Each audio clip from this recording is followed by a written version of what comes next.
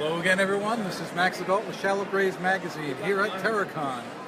We're here interviewing Lawrence, who does some incredibly, he calls terror cast work. You want to take a look? Go ahead and pan down.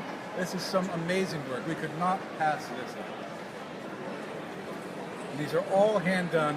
And as we were just passing by, getting the lay of the land, we saw him working on one. And this apparently is his current project is called is a Quasimodo likeness. Nice. As you see, that's coming along quite good. Now, is that the material you're working with? Is it a street type of clay? It's called Super Sculptor. Super Sculptor. Oh, we know Sculptor. Right. It started out as Sculptor, and then they refined it. And I use Super Sculptor a lot for these larger pieces. And sometimes I'll use a material called Elig, and it's very hard. And like with the gorilla, you can capture really fine detail. I just say so because if you look at the gorilla, it has all the little nicks to give it really a nice fur appearance, and even the details in the rocks. I see what you're talking about. Right. The tighter it is and the more refined the detail, I usually go for a harder material. Sometimes what I'll do is I'll bake the Super Sculptor. I'll get the basics, maybe the anatomy and the feel. But when I want to do hair or like clothing on it, I'll bake it first and then add another layer of fur on top of that. And then maybe I'll do clothing, ripped clothing on top of it if it's a werewolf or something. It's nice material because you could layer it. I was going to say, so the multiple layers must also add to its realness. Yeah. Because some of the detail on these just look, you can see they almost come to life just looking at it. It's just something that, if you haven't been to TerraCon, you need to come see Lawrence. This is some incredible work. I highly recommend it. The detail is just astounding. So how did you start doing this in the first place? Well, I always liked artwork and sculpting, and used to work in clay. And I love the old monster films and the superhero comics, and so I always did it. Art was my favorite subject in school, and I always could get by with that. I'd be working on some project at school there. So when I got out of high school, I just knew I wanted to be an artist.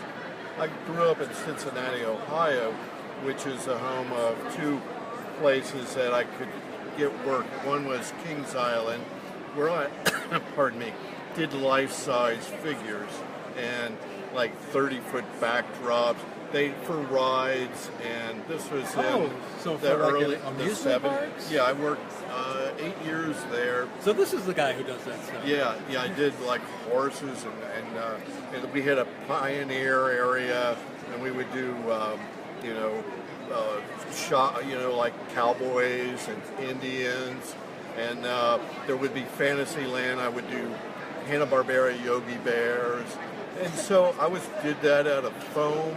Spray foam, and then fiberglass. It was a styrofoam that would expand, and we would make skeletons out of rebar, and we would spray it on top of that and expand. In 30 seconds it dry, and then we'd carve it. So I did that for 8 years, and then after that, there was a toy company in Cincinnati called Kenner Toys. Kenner, never heard of them. Well, I got in there in 1980. Right during the second Star Wars film, and I worked there till 2005 when after Hasbro had bought them up. So I worked on Star Wars and Indiana Jones and the real Ghostbusters. And creating of different figures for them? Yeah. Oh, interesting. They would usually, there would be a new movie came out, and I was an in-house sculptor, and we would be assigned, let's say, Fomorian Guard or Boba Fett or the Emperor, and I would sculpt it with scrap like photographs and a deadline, and that's what I did for years and years. In the 90s we did the Batman animation and my favorites. The real Ghostbusters starting lineup. There was Jurassic Park, all three movies. And so I did that for a number of years, and then 2005 I went on my own. I worked freelance. I traveled to Texas and worked in theme parks again, or Michigan. I did toys there, but you got to work as an artist in basically whatever led you to the next job? Is that how you're working? Yeah, that's Nice. pretty much it. It's that way now, but but I mean, I always this is more what I really like. I always love the old monster movies from the 30s, 40s, 50s. Who doesn't love classic monsters? Right, and then it's so like great. it's sort of like fishing, it's like a labor of love. So that's I'd say, nobody's done a Nosferatu or Dorian Gray or a Boris Karloff, from The Mummy and or Curse of the Werewolf, and so I started making these. These are called cold cast bronzes. Okay, so these are bronze. Yeah, after I would sculpt these and super sculpt it, I make a rubber mold, and then off of that, well, I bake this first. Just a reminder, You bake it, and it's like a rock. Then I make a rubber mold from that, and then from there I slush cast, cold cast bronze, which is bronze powder and a resin. And when that cures, I take the mold apart, steel wool the surface, and then all the bronze comes to the surface, and then I add a final thing. I add a coat of wax, first brown, and then a green. Put it on the base. Gives a sort of a copper look. Yeah, exactly. It is metal, but it saves a lot of money from the traditional way of pouring the hot metal. Yes. These would be about $600 if it was that way, but these are normally about between 70 and 100. A bit more affordable for the average person. And trying to make it affordable for everyone.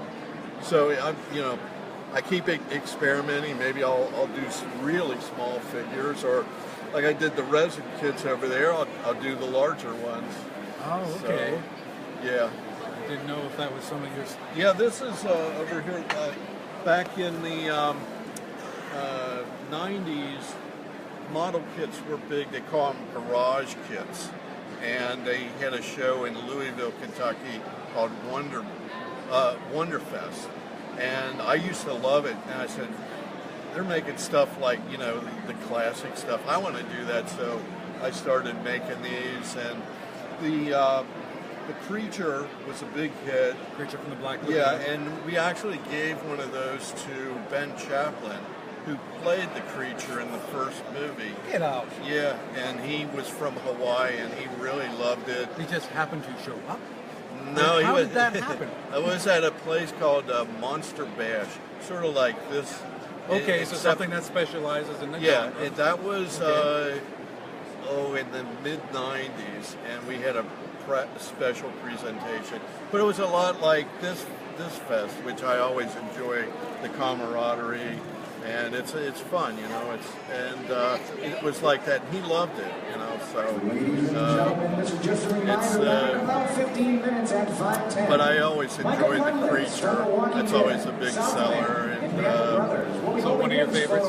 yeah, and then one I don't have here is actually Rhode Island boy H.P. Lovecraft, and that's usually my top seller. Oh. I can't keep, Can't keep them on the shelf? Yeah, I don't have any here because I just sold out the last one. After Christmas, I had an order for about 3 of them, so I had to get those ready. Well, so how long would one of these castings take? Well, You were specifically saying it depends on the amount of detail? the simplicity, just like this, it's just a 2-part mold. I fill it. I would have to say to cast it would be about an hour. It would take probably 4 hours to sand it, and then a couple hours to put the wax on there. So well over a day and a half. But the thing is, like with a Yeah, love, but first you have the creation of the actual yeah. mold. Well, yeah, So I mean, after I suppose you make the mold, the Well- process is a little faster. yeah. It's probably about a full week from conception to the finish. Right. So any new characters take even longer, but at Yep. least you can turn some of these out in a reasonable amount of time. But I- but still, if you think about it, what you're getting for the price and the amount of hours you put in, you know, it's very unfortunate. Most of the artist community can't really charge what something is truly worth, and I always found that a crime. Yeah. It's like, okay, I've now put 30 hours into this one piece, and even at minimum wage, you're talking like $240 maybe, Yeah. but for an average everyday consumer to be able to buy it, you have to maybe do a third of that, and that really cuts into how much money that an artist can make. I mean, each one of these, you have to buy the bronze powder, which is expensive, the resin, that's expensive, the bases, they go between $8 to $12 each. Right, So and that's it- a good deal of the cost that you're charging. So all but the that- cost in time is really that much greater. Exactly. So I'm probably making a nickel an hour. Exactly, and that's a shame. Yeah. So I always support your local artist. Don't balk about the price. I've actually dealt with people doing that. It's like, oh, I'll give you half of that. It's like, please leave.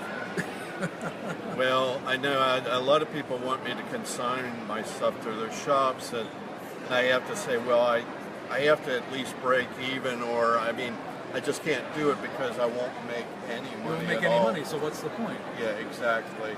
So Well, that's a shame. Well, hopefully people getting the word out can make this change. Here's hoping.